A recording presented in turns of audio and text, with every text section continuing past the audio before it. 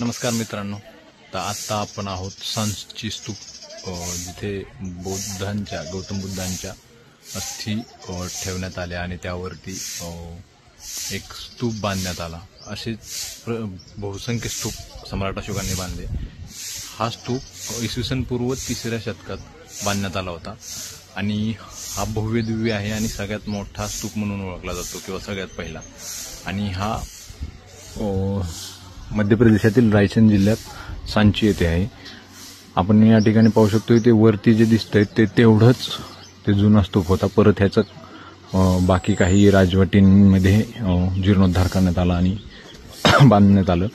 हे समोरचं गेट आहे ते याचं मुख्य द्वार, दक्षिण द्वार आहे।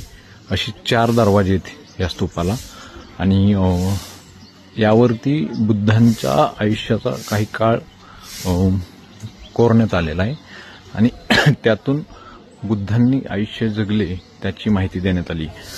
सोबत इथं संग्रहालय आहे किंवा अशोकाचे 4 जे स्तंभावर जे सिंह आहेत आपल्या प्रतिमेचे ते वगैरे तिथे लिहिलेले आहे, तर ते सिंह पण आपल्याला या ठिकाणी पाहायला भेटतात आणि नितांत सुंदर अशा ठिकाणी हा स्तूप आहे। प्रत्येकाने या वाटेवरून जाताना बघावा।